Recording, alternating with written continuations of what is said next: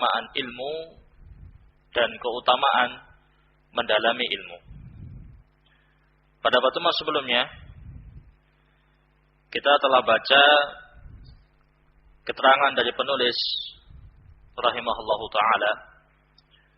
Beliau menjelaskan bahwasanya agama Islam yang mulia ini adalah agama yang lurus, agama yang sempurna. Semua hukum yang dibutuhkan oleh hamba telah dijelaskan secara gamblang, secara rinci dalam Islam. Tidak ada satupun yang terlewat.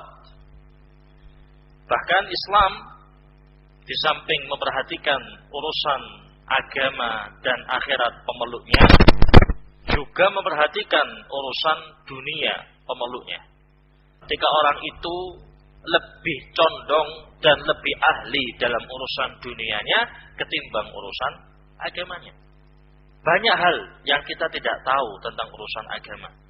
Apalagi para ulama menyebutkan semakin orang itu mendalami, menggali ilmu agama, semakin tahu bahwasanya dirinya itu orang yang masih bodoh. Mengetahui hukum-hukum Allah sesuatu yang harus didahulukan daripada pengetahuan-pengetahuan yang lain. Belajar tidak harus kita berangkat ke pesantren, tidak harus seperti itu. Kalau memang kita disibukkan dengan urusan dunia, agama tidak melarang kamu mengejar dunia, silahkan. Tapi jangan dijadikan itu nomor satu. Jangan dijadikan itu sebagai tujuan. Jadikanlah itu sebagai wasilah, sebagai jembatan untuk bisa melengkapi akhiratmu, agamamu.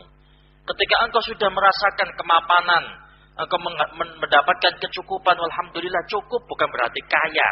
Kita nggak dituntut untuk kaya, tapi kita dituntut untuk bisa bertahan hidup. Rukun kita itu 5.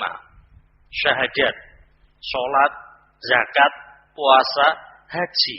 Ini nggak semata-mata ritual. Di dalamnya terdapat rincian itu setiap hari kita hadapi. Rincian itu pada waktunya kita melihat, kita mengalaminya, dan masih banyak muskilah, problem yang kita tidak bisa memecahkannya, yang kita tidak tahu apa hukumnya. Maka belajarlah, bertanyalah, carilah ilmu, carilah kebenaran, carilah pengetahuan dalam urusan agama ini. Ini baru urusan yang sifatnya apa? Pondasi, belum lagi yang lainnya. Ya, apalagi zaman sekarang, ya. Tidak usah kita jauh-jauh mempelajari ilmu agama sampai pada tingkat mengerti khilafiyat, tidak perlu. Cukup kita mengetahui apa yang kita butuhkan, dan itu sangat banyak, ya, itu sudah cukup. Mungkin ada beberapa aturan Islam yang secara pribadi kita belum mampu untuk melakukannya. Ketidakmampuan kita dalam untuk melakukannya bukan berarti menggugurkan kewajiban kita untuk melakukannya. Harus ada usaha untuk bisa melakukan perintah tadi. Harus ada perjuangan, pengorbanan untuk bisa mewujudkan perintah tersebut. Kalau kita yakin, menanamkan keimanan yang sahih, i'tiqad yang sahih, keyakinan yang kuat, ketergantungan yang kuat, kepercayaan yang kuat kepada Allah Subhanahu wa taala, mudah bagi kita untuk mengamalkan Islam. Mudah bagi kita untuk mengamalkan perintah. Tapi kalau dalam hati kita ini masih ada tendensi-tendensi yang lain, masih ada kail-kail yang menahan kita, ya otomatis hasilnya juga apa adanya. Hasilnya juga separuh-separuh dan berat untuk mengamalkan. Islam itu berwibawa bukan dengan senjata. Islam itu menjadi berwibawa bukan dengan kekuatan militer. Tetapi Islam itu menjadi jaya dan berwibawa ketika norma-norma Islam dijunjung tinggi. Lawong gunung Allah ciptakan ada fungsinya. Nyamuk yang kecil saja itu ada hikmahnya. Hewan-hewan kotor yang Allah Ta'ala ciptakan itu ada fungsinya, ada hikmahnya, ada tujuannya. Enggak, tidak kemudian tanpa tujuan, tanpa fungsi, tanpa faedah. Allah lebih tahu tentang ciptaannya daripada kita.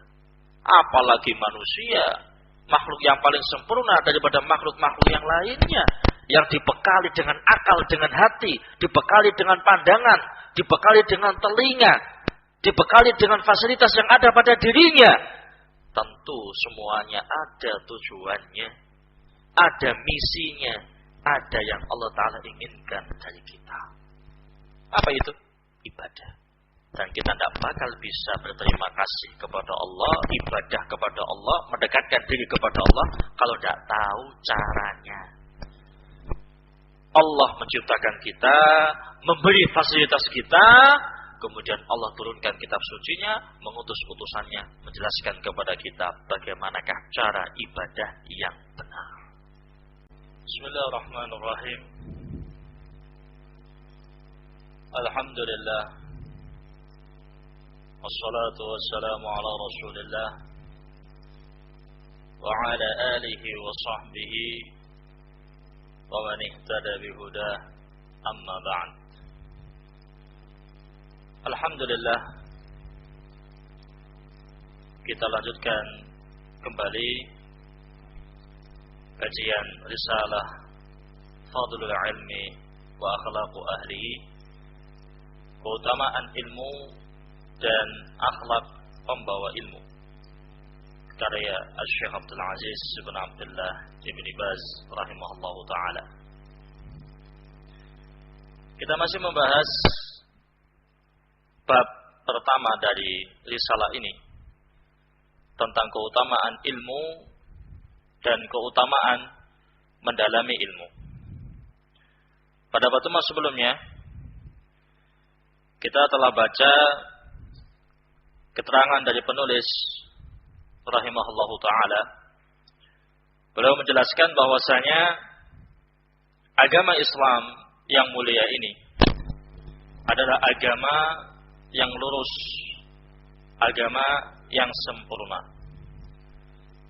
Semua hukum yang dibutuhkan oleh hamba telah dijelaskan secara gamblang, secara rinci dalam Islam. Tidak ada satupun yang terlewat. Bahkan Islam di samping memperhatikan urusan agama dan akhirat pemeluknya, juga memperhatikan urusan dunia pemeluknya. Menunjukkan bahwasanya Islam itu tidak seperti yang dipahami oleh sebagian pihak yang mengatakan bahwasanya Islam itu adalah agama yang kaku, Islam itu adalah agama yang kolot, tidak suka senang-senang, tidak suka refresh, atau semisal itu. Ini pemahaman yang salah. Islam memperhatikan itu semua. Di samping urusan agama, akhirat, ibadah, Islam juga mengatur segala urusan yang berkaitan dengan dunia. Segala hal yang dibutuhkan oleh hamba telah dijelaskan dalam Islam. Maka selayaknya bagi seorang muslim untuk giat dalam mempelajari ilmu agamanya, dan jangan disibukkan dengan ilmu lain selain daripada ilmu agama, karena ilmu agama sudah mencukupi itu semua. Apa yang dibutuhkan telah dijelaskan. Kita lanjutkan keterangan dari penulis rahimahullah. Qala al-muallif rahimahullahu ta'ala, fa inna ba'dhan nas hadahumullah wa waffaqahum. Sebagian manusia, semoga Allah memberikan hidayah dan taufik kepada mereka. Qad yuhiltu bi'ulumin katsiratin min ulumil hayat wa yabrazu fiha. Mereka menguasai banyak ilmu dari ilmu-ilmu dunia, dan mereka sangat menonjol dalam bidang itu.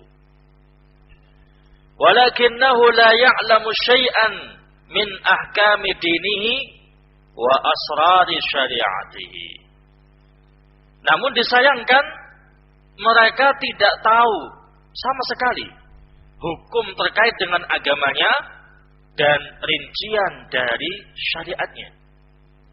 Urusan yang berkaitan dengan dunianya, pekerjaannya unggul, termasuk orang-orang yang menonjol dalam bidangnya. Bukan orang sembarangan, orang yang diperhitungkan secara kedudukan duniawi, statusnya, levelnya diperhitungkan. termasuk orang yang berpengaruh secara ekonomi dan dunia. Namun secara ilmu agama minim, tidak mengetahui tentang seluk-beluk agamanya, tidak mengerti tentang batasan agamanya, kecuali hal-hal yang sifatnya umum. Itu pun banyak yang perlu digarisbawahi. Apalagi banyak sekali dari pola pikir rata-rata kaum muslimin yang awam, mereka pola pikirnya adalah yang penting kita masih sholat cukup. Ya, itu pun sholat la yahtamu bih. Mereka tidak mengambil porsinya sesuai dengan yang diinginkan. Di antara mereka ada yang menganggapnya seperti rutinitas biasa. Yang penting sholat, selesai sholat, alhamdulillah telah menunaikan batasan Islam. Tapi mereka lupa dengan hukum-hukum yang lain. Mereka lupa dengan batasan-batasan yang lain.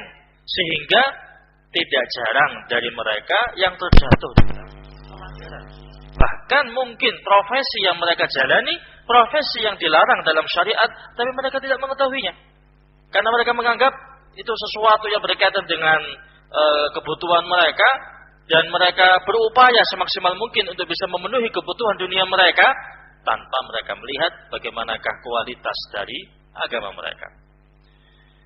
Wa hadha huwal jahlul fadhih wal musibatul uzma.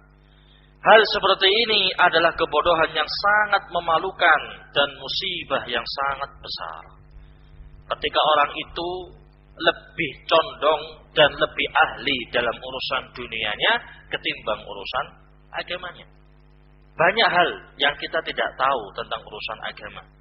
Apalagi para ulama menyebutkan semakin orang itu mendalami, menggali ilmu agama, semakin tahu bahwasanya dirinya itu orang yang masih bodoh.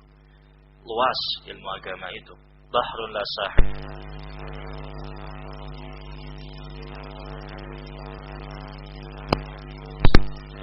Nah, banyak pembahasannya, banyak, dan banyak sekali hal-hal yang kita lihat sehari-hari dalam aktivitas kita, dalam pekerjaan kita, pada komunikasi kita, pada sosial kita dengan sesama. Banyak hal-hal yang kita tidak tahu apa hukumnya. Padahal mungkin itu sesuatu yang setiap hari kita hadapi. Maka perlu bagi kita untuk banyak sekali belajar. Fa'innal ilma bi ahkamillah yajibu an yakuna muqaddaman 'alal ma'arifil ukhra. Mengetahui hukum-hukum Allah sesuatu yang harus didahulukan daripada pengetahuan-pengetahuan yang lain. Belajar tidak harus kita berangkat ke pesantren, tidak harus seperti itu. Kalau memang kita disibukkan dengan urusan dunia, agama tidak melarang kamu mengejar dunia, silahkan. Tapi jangan dijadikan itu nomor satu. Jangan dijadikan itu sebagai tujuan. Jadikanlah itu sebagai wasilah, sebagai jembatan untuk bisa melengkapi akhiratmu, agamamu. Ketika engkau sudah merasakan kemapanan, engkau mendapatkan kecukupan, alhamdulillah cukup, bukan berarti kaya. Kita nggak dituntut untuk kaya, tapi kita dituntut untuk bisa bertahan hidup. Ya, kalau kita bisa makan, bisa minum, melanjutkan kehidupan, bisa memenuhi kebutuhan yang sifatnya itu kebutuhan primer, alhamdulillah. Teramat sangat banyak orang yang tidak bisa seperti itu. Kalau kita bisa seperti itu, alhamdulillah. Berarti kita sudah mendapatkan bagian daripada dunia. Maka ambil sesuatu yang inti, tujuan kita hidup. Allah Subhanahu wa taala mengatakan, "Fa idza faraghta fansab." Kalau engkau sudah selesai dalam urusan duniamu, fansab, maka fokuslah dalam urusan akhiratmu. Dekatkan dirimu kepada Allah, beribadahlah kepada Allah Subhanahu wa taala. Barakallahu fiik. Wala mani'a min at-tazawwud bil 'ulum wal ma'arif al-ukhra. Tidak ada larangan untuk mempelajari ilmu dan pengetahuan yang lain. Itu tidak ada larangan.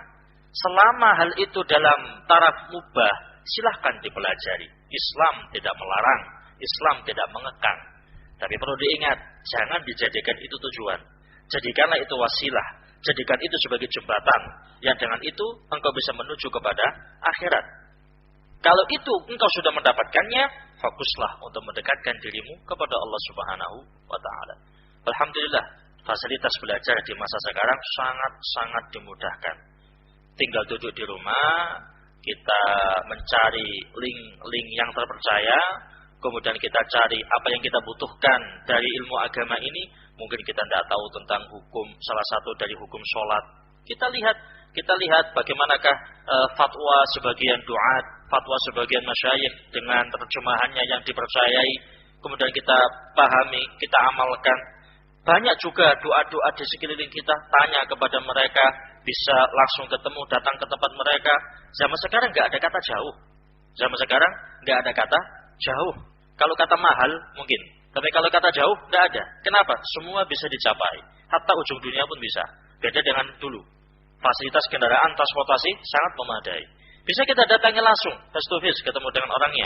Langsung kita bertanya, ajukan pertanyaan. Seperti orang-orang zaman dahulu, ketemu sama Rasul, tanya tentang urusan agama, balik lagi ke kampungnya.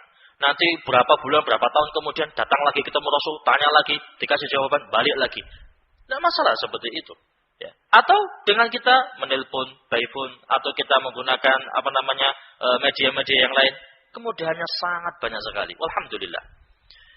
Walakin la budda min taqdimil aslil asil wa rakizatil asasiyah lil ulumi kulliha.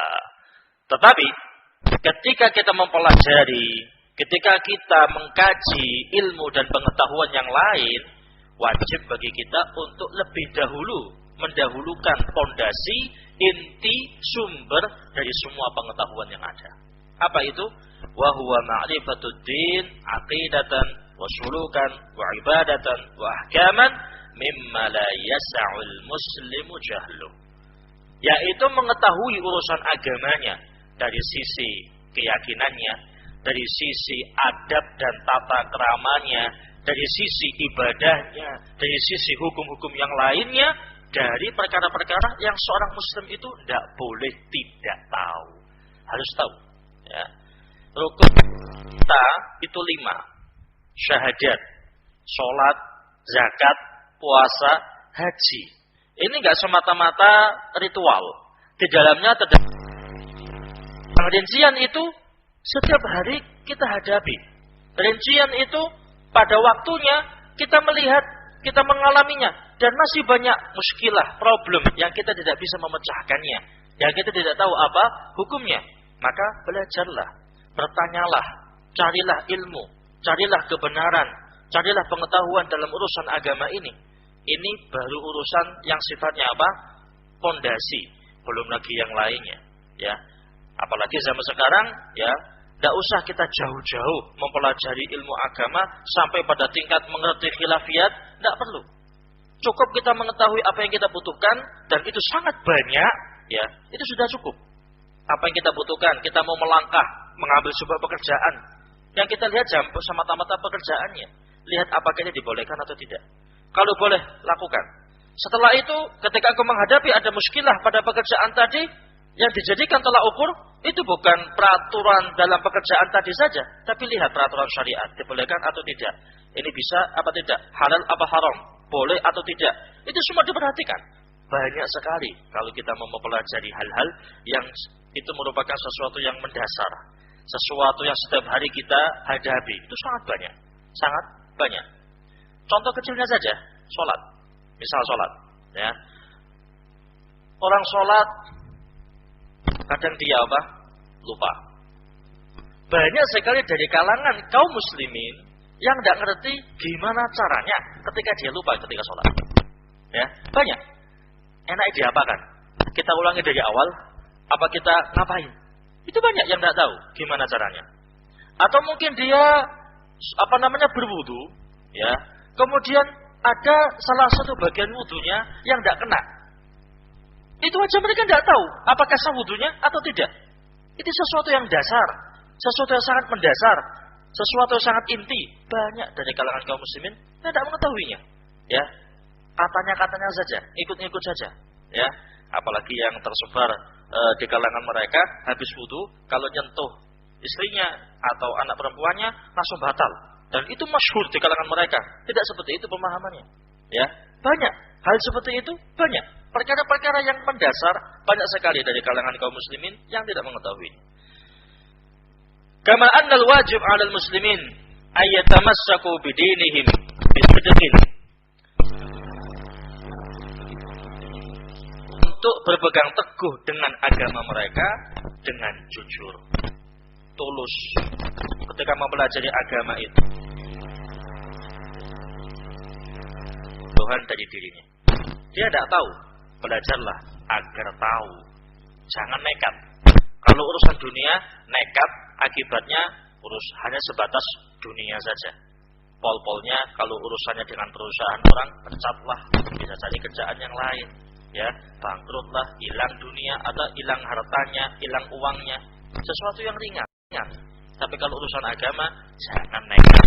Ini urusan agama, kita tidak tahu ilmunya, jangan nekat. Kalau kita nekat tanpa ilmu, meskipun benar, itu salah.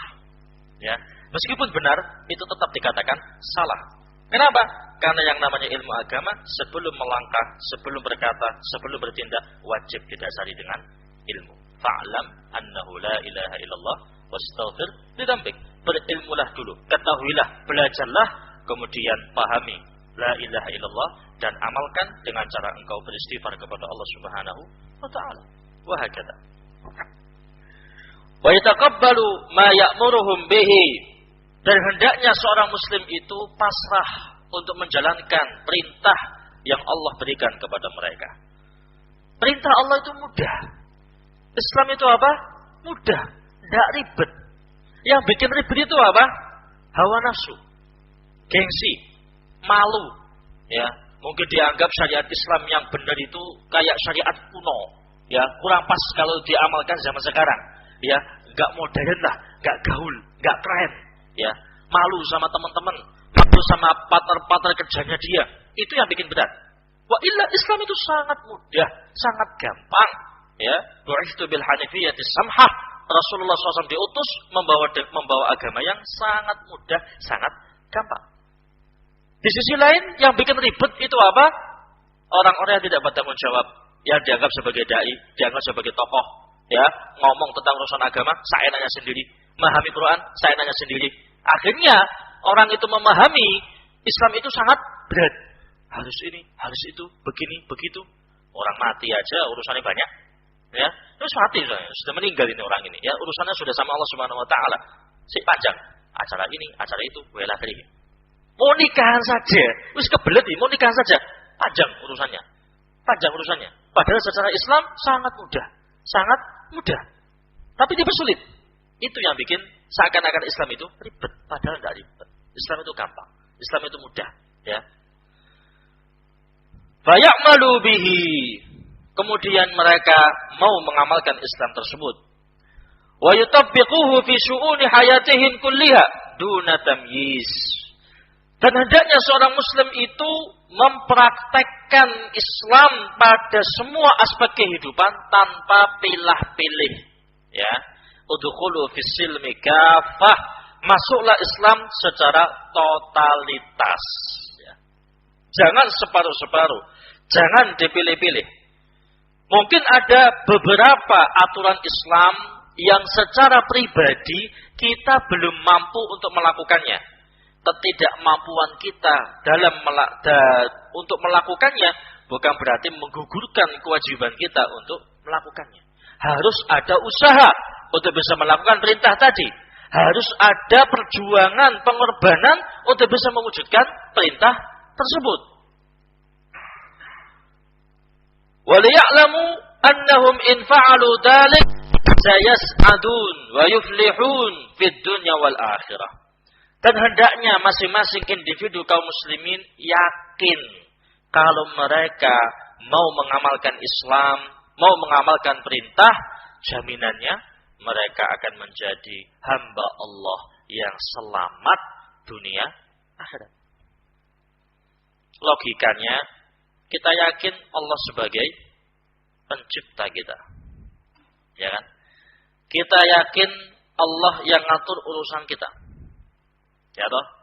Kita yakin Allah yang memegang semua keadaan kita, yang mengkontrol semua keadaan kita. Yakin itu? Yakin. Kita yakin surga itu milik Allah. Kita yakin pahala itu hanya Allah yang ngasih. Kita yakin segala urusan hamba Allah yang memudahkannya. Kita yakin itu. Ketika kita meyakini hal semacam ini, lalu kenapa kemudian kita ragu untuk mengamalkan agamanya? Lalu kenapa kita berat untuk mengamalkan perintahnya? Padahal Allah sudah menjamin kita semua. Dan janji Allah itu nggak ada yang bohong, nggak ada yang omong kosong. Janji Allah itu benar, janji Allah itu hak. Tinggal keyakinan kita dalam merespon janji tersebut. Kalau kita yakin, menanamkan keimanan yang sahih, i'tiqad yang sahih, keyakinan yang kuat, ketergantungan yang kuat, kepercayaan yang kuat kepada Allah Subhanahu wa taala, mudah bagi kita untuk mengamalkan Islam. Mudah bagi kita untuk mengamalkan perintah. Tapi kalau dalam hati kita ini masih ada tendensi-tendensi yang lain, masih ada kail-kail yang menahan kita, ya otomatis hasilnya juga apa adanya. Hasilnya juga separuh-separuh dan berat untuk mengamalkan. Wa hadhil ummah syarrafaha Allah bihadzal din wa a'azzaha bihi. Umat ini Allah muliakan dengan agama ini. Allah membuat wibawa umat ini ada pada agama mereka. Lihat, Islam itu diturunkan oleh Allah Subhanahu wa taala kepada Nabi kita sallallahu alaihi wasallam secara hitungan kalender itu sudah ratusan tahun lamanya. Ya. Di masa itu ketika Rasulullah SAW diutus, umat manusia memiliki peradaban-peradaban yang bermacam-macam. Ya. Mereka memiliki adat, mereka memiliki kekuatan bermacam-macam secara ekonomi dan finansial, secara dunia mereka. Ketika Islam itu datang membawa cahaya, Islam datang membawa kebenaran, mengajak pemeluknya untuk kembali kepada Allah Subhanahu wa taala, kita lihat Islam mengalahkan itu semua. Membikin orang Romawi, orang-orang Persia dan yang lainnya yang dikatakan sebagai pusat ekonomi ketika itu, pusat peradaban dan budaya ketika itu tunduk di bawah Islam. Padahal kalau kita melihat para sahabat zaman dulu, ya, fasilitas, masya Allah, serba kurang. Mereka bukan orang yang wah. Orang kaya di kalangan sahabat itu sedikit. Orang du'afa banyak. Bahkan ketika Abu Sufyan, ketika masih kafir, ya, ditangkap sama pasukan Romawi. Kemudian Herakl, Raja Romawi, tanya kepada Abu Sufyan, orang yang mengikuti nabimu ini orang kaya apa orang miskin? Dijawab, orang miskin. Kata raja ini, itulah pengikut para nabi. Memang menunggu, ya. Memang ketentuannya seperti itu. Tetapi lihat, bagaimanakah wibawa Islam ketika itu. Bagaimanakah kehidupan mereka yang betul-betul jaya, betul-betul aman, betul-betul tentram, kedamaian di mana-mana, keadilan di mana-mana. Masya Allah, walhamdulillah. Ya. Itu secara kehidupan mereka pas-pasan. Ya, seadanya. Tapi lihat kualitas agama mereka, keyakinan mereka. Maka kalau kita memiliki keyakinan mengikut seperti keyakinan mereka, ketika kita meniti keyakinan mereka, insyaallah ta'ala kita juga akan mendapatkan sama seperti apa yang mereka dapatkan. Cuma zaman sekarang itu medannya lebih berat. Kalau zaman dulu para sahabat itu yang dihadapi itu musuh-musuh Islam yang jelas, nampak di depan mata, perbedaannya nampak sekali. Ya, tinggal butuh yakin, butuh nyali, percaya sama Allah, maju. Ya. Zaman sekarang nggak seperti itu. Zaman sekarang lebih banyak musuh dalam selimut. Orang-orang mukhadzilun, penggembos-penggembos itu sangat banyak sekali. Oleh karena itulah jauh-jauh sebelumnya Rasul Shallallahu Alaihi Wasallam sudah menyatakan dalam sabdanya, la yazalu ta'ifatun min ummati zahiratun 'alal haqq la yadurruhum man khalafahum wala man khadzalahum hatta ya'tiya amrullah wa hum kadzalik. Senantiasa ada sekelompok dari umatku pada setiap masa sampai nanti hari kiamat, orang-orang yang terus di atas kebenaran, tidak menggoyahkan prinsip mereka, man khalafahum, orang yang menyelisihi mereka. Kata para ulama, khalafa ai a'daun minal kharij, yakni musuh dari luar, jelas musuhnya, jelas jeleknya. Wala man khadzalahum, dan tidak membahayakan mereka orang-orang yang menipu dan mengkhianati mereka. Siapa itu? A'da'un min anfusihim, yaitu musuh dari kalangan mereka sendiri. yakni orang-orang yang mengaku sama thariqahnya, orang-orang yang mengaku sama pemahamannya, tetapi memiliki misi yang berbeda. Memiliki niat yang jelek, memiliki makar untuk mengobok-ngobok Islam, mengobok-ngobok sunnah, mengotak-ngatik Islam, mengotak-ngatik sunnah, membuat umat itu buram terhadap sunnah yang benar, agama yang benar. Orang yang betul-betul yakin, orang yang betul-betul mengerti agama, orang yang betul-betul yatafaqqah fid din, yatamassak bihi wa yatarassak fihi, orang yang betul-betul mempelajarinya, mantap dalam mempelajarinya, itu akan selamat. Tidak akan tenggelam, tidak akan terbawa dengan arus-arus seperti itu. Janji dan jaminan dari Allah dan Rasulnya sallallahu alaihi wasallam. Fa idza takhazalat an dzalik fala qimata laha wala 'izzah wala sa'adah. Tapi ketika umat Islam itu gagal dalam hal ini, maka umat ini tidak ada harganya, tidak memiliki wibawa, dan tidak akan berhasil nantinya. Dan itu fakta. Ya, kalau mau dibilang kekuatan militer zaman sekarang lebih lengkap. Senjata berbagai macam jenis ada semuanya. Ya, cara-cara untuk mempertahankan keamanan diri, keamanan negara banyak. Tapi apakah ada cerita khilafah Islamiyah yang sesungguhnya tegak di masa sekarang? No. Belum. Ya, belum. Kenapa itu? Islam itu berwibawa bukan dengan senjata. Islam itu menjadi berwibawa bukan dengan kekuatan militer. Tetapi Islam itu menjadi jaya dan berwibawa ketika norma-norma Islam dijunjung tinggi. Ketika Islam itu diyakini, dihormati, didahulukan, dikedepankan, diamalkan oleh masing-masing individu kaum muslimin. Disitulah khilafah Islamiyah akan terbentuk. Disitulah kejayaan Islam akan muncul. Disitulah kewibawaan Islam akan kembali. Disitulah kemuliaan Islam itu akan dijunjung tinggi. Kekuatan militer, kekuatan secara senjata, itu efek. Itu efek. Kaum muslimin dulu dengan senjata yang serba kurang, stok logistik yang serba kurang, tetapi urusan peperangan mereka jago. Menang dalam berbagai macam bentuk peperangan, perluasan wilayah Islam, menyampaikan dakwah dengan perang, menang. Itu menunjukkan apa? Kekuatan militer itu bukan penunjang Islam itu sebagai agama yang jaya, bukan. Amalkan Islam itu pada dirimu. Jadikanlah Islam itu sebagai senjata, maka dia akan menjadi senjata yang lebih kuat dari senjata manapun. Tanamkan dalam dirimu, tanamkan dalam akhlakmu, tanamkan dalam ibadahmu, tanamkan dalam segala aspek kehidupanmu, maka engkau akan menjadi hamba yang kuat, engkau akan menjadi hamba yang tangguh, dan engkau akan menjadi hamba yang selamat dengan jaminan dan janji dari Allah Subhanahu wa Ta'ala. Pelajarilah ilmu agama, dekatkan dirimu kepada ilmu agama, pelajari, dikaji Islam itu, jangan diabaikan. Apalagi zaman sekarang orang itu semakin jauh dari agamanya. Kaum muslimin banyak, kita tidak menutup mata dari jumlah yang begitu banyak. Beda dengan jumlah kaum muslimin di zaman Rasul Shallallahu Alaihi Wasallam. Zaman sekarang banyak orang yang mengaku Islam itu banyak, tapi orang yang betul-betul mau mempelajari Islam, mau mengamalkannya sangat-sangat sedikit. Fanas'alullaha ayyuwaffiqana wal muslimina jami'an lima fihi ridhah. Kita memohon kepada Allah Subhanahu wa taala untuk memberikan kepada kita taufik dan kepada kaum muslimin untuk bisa mengamalkan apa yang diridhai oleh Allah Subhanahu wa taala.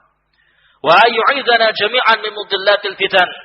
Dan kita memohon kepada Allah perlindungan, penjagaan dari fitnah-fitnah yang berkobar. Wa min syururi anfusina, dari kejelekan hawa nafsu kita. Wa sayyiati a'malina, dan dari kejelekan amalan-amalan kita. Innahu waliyyu dzalik wal qadiru alaih. Sesungguhnya Allah yang mengatur hal itu dan Maha mampu atas hal itu. Wa sallallahu wasallam ala abdihi wa rasulihi nabiyina Muhammad wa alihi wa ashabihi. Salawat dan salam semoga tercurahkan kepada hamba dan utusannya, yaitu Nabi kita Muhammad, keluarga dan para sahabatnya. Dari sini selesai bab yang pertama dari risalah ini, menjelaskan tentang keutamaan belajar, keutamaan mempelajari ilmu, dan keutamaan untuk mendalami ilmu agama. Kemudian Bab yang selanjutnya, bab yang kedua. Qala al-muallif rahimahullah, al-ilmu wa akhlaqu ahlihi. Ilmu dan akhlak pembawanya. Di situ beliau membawakan khutbatul hajah untuk membuka bab ini. Kemudian beliau mengatakan, amma ba'd, adapun setelah itu.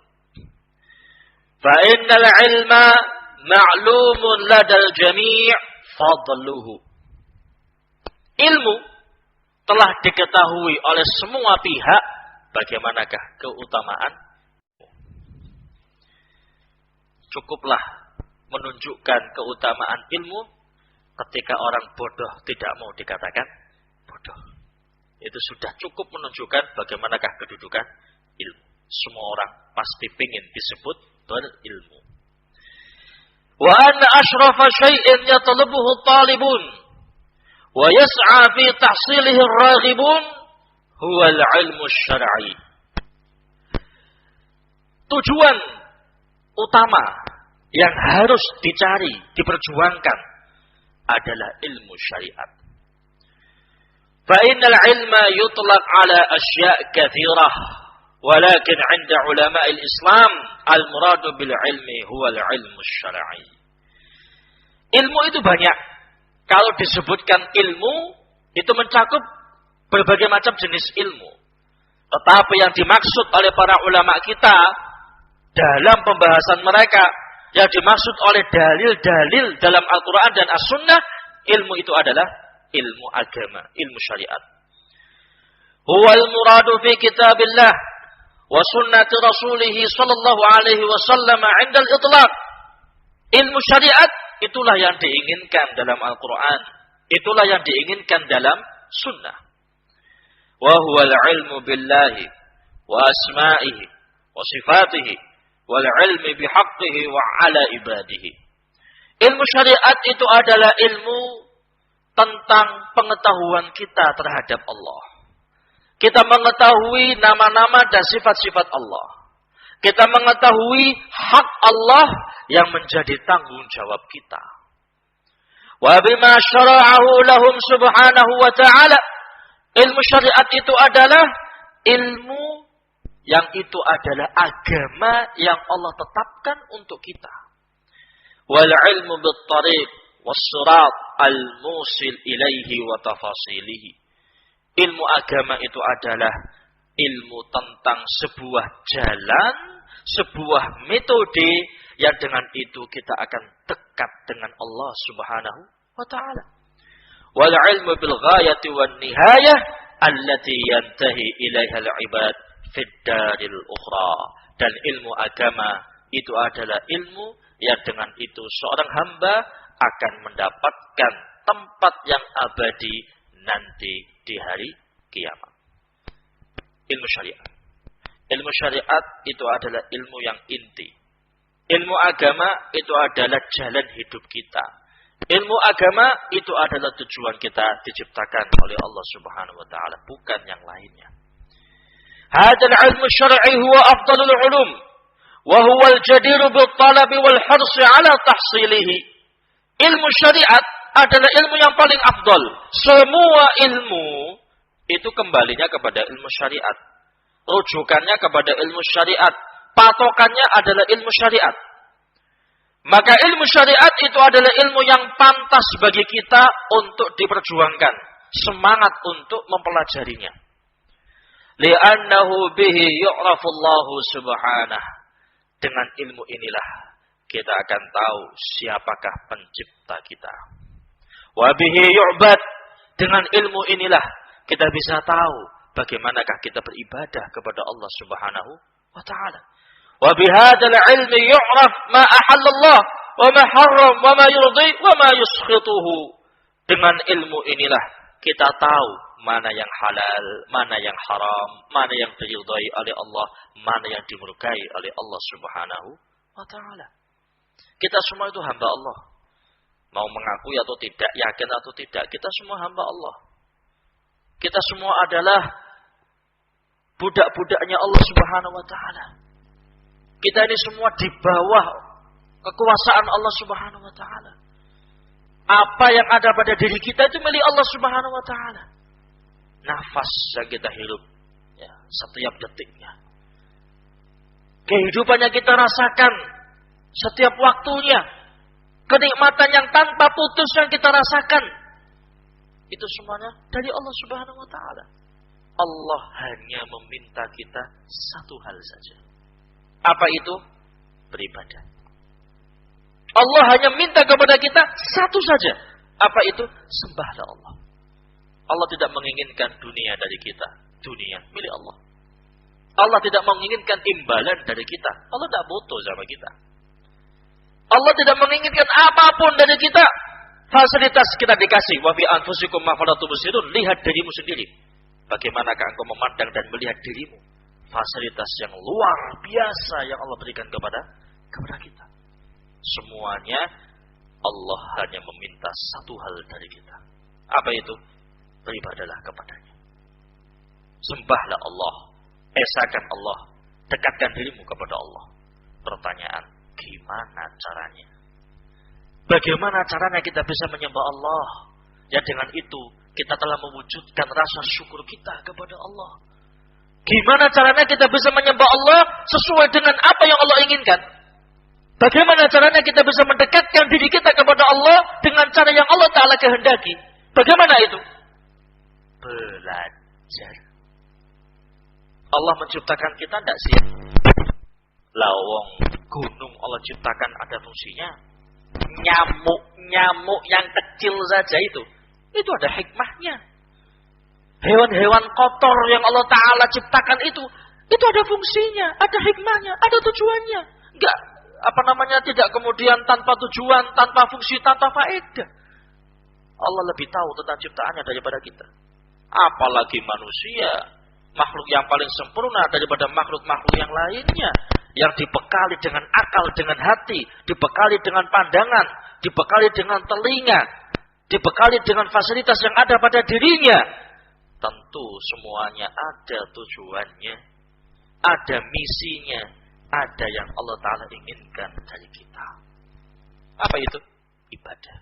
Dan kita tidak bakal bisa berterima kasih kepada Allah, ibadah kepada Allah, mendekatkan diri kepada Allah, kalau tidak tahu caranya.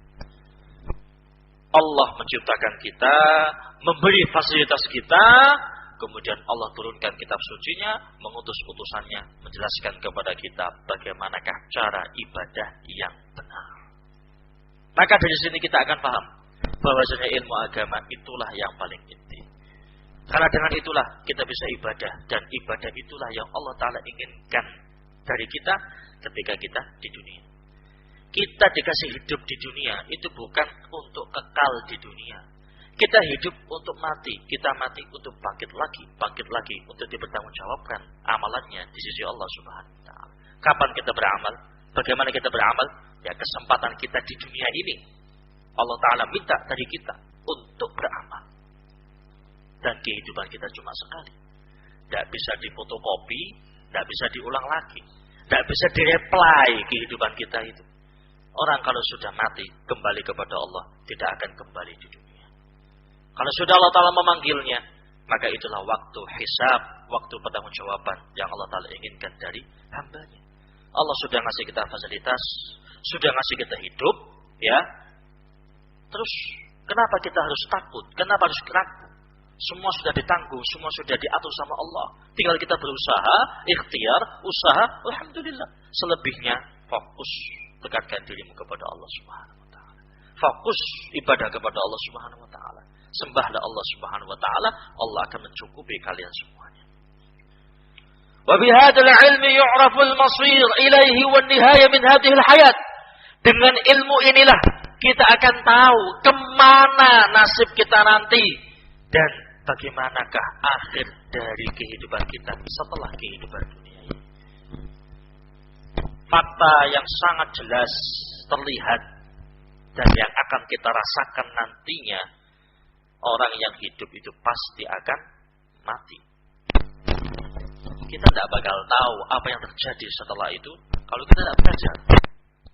Kita tidak bakal tahu apa yang terjadi setelah itu kalau kita tidak tahu, tidak belajar, tidak mengilmui. Dengan kita mengilmui, dengan kita belajar, kita akan tahu ternyata hidup di dunia ini adalah jembatan. Perjalanan, safar menuju sebuah negeri abadi yang Allah sudah menyiapkan untuk kita semua. Kematian sesuatu yang pasti dan sudah kita saksikan. Berapa banyak kematian mengambil orang-orang yang kita cintai. Tinggal menunggu giliran kita. Kapan itu, di mana, bagaimana, hanya Allah yang tahu.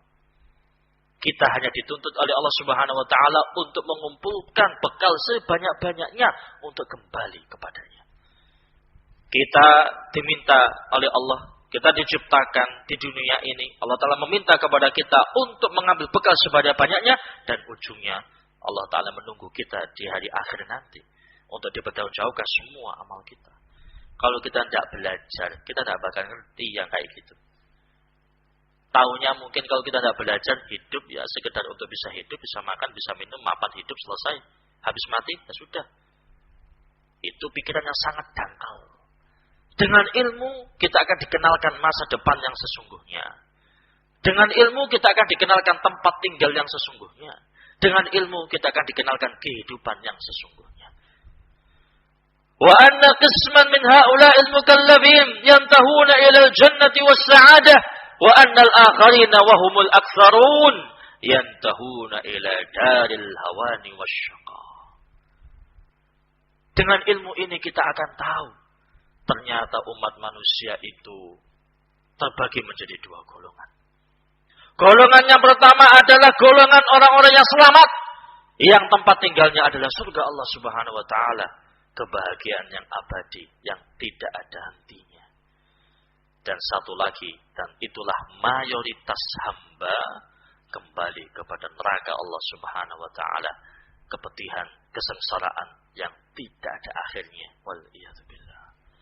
Dengan ilmu inilah kita bisa tahu mana jalan yang akan kita tempuh. Dengan ilmu inilah akan membimbing kita kepada keberhasilan, keselamatan, kenikmatan yang kekal abadi dengan ilmu ini. Wa qad nabbaha ahlul ilmi ala hada. Para ulama mereka telah memberikan tanbih, catatan, peringatan kepada kita tentang hal ini. Wa bayyanu anna al-ilma yanhasuru fi hadzal ma'na. Mereka semua sepakat menjelaskan kepada kita bahwasanya ilmu agama itulah hakikatnya. Wa mimman nabbaha alaihi al-qadhi ibn Abil Izz syarih at-Tahawiyah fi awal syarhi wa nabbaha alaihi ghairuhu ka Ibnu Al-Qayyim wa Syekhul Islam Ibnu Taimiyah wa jama'atin akharin. Banyak para ulama yang menjelaskan tentang hal ini, di antaranya Al-Imam Ibnu Abil Izz Al-Hanafi, kemudian Al-Imam Ibnu Al-Qayyim, Syekhul Islam Ibnu Taimiyah dan para ulama yang lain. Para ulama Islam semuanya telah menggambarkan tentang ilmu agama yang sesungguhnya itu adalah ilmu dengan makna yang tadi disebutkan. Ilmu yang dengan itu kita bisa mendapatkan bekal untuk bisa kembali kepada Allah Subhanahu wa taala. Wa huwa wadihun ayil ilm. Dan ini perkara yang sangat jelas dari ilmu ini. Wa yatafawatu fil fadli bihasabi muta'allaqatih. Tentunya ilmu itu bertingkat-tingkat tergantung tema yang dibahas pada ilmu tersebut. Sekarang beliau mulai merinci tentang rincian daripada ilmu syariat. Wa illa ilmu syariat semuanya kembali kepada satu misi. Misinya adalah mengenalkan kita tentang aturan beribadah, mengenalkan kita tentang aturan dalam hidup, mengenalkan kita tentang kehidupan yang sesungguhnya, jalan yang sesungguhnya yang harus kita jalani. Itu makna secara umum. Kemudian beliau mulai merinci tentang ilmu itu sendiri. Beliau menyebutkan bahwasanya ilmu agama itu bertingkat-tingkat, tidak satu tingkatan. Dan keutamaan ilmu agama itu juga bertingkat-tingkat tergantung temanya apa. Apa yang dibahas itu menentukan seberapa tinggi kedudukan ilmu tersebut. Sudah ya? Wallahu ta'ala a'lam bishawab. Untuk keterangan dan penjelasan dari penulis yang selanjutnya, insyaallah ta'ala akan kita bahas pada pertemuan yang akan datang. Kurang lebihnya maaf. Subhanakallahumma rabbana bihamdik asyhadu an la ilaha illa anta astaghfiruka wa atubu ilaik. Fadlu barakallahu fikum.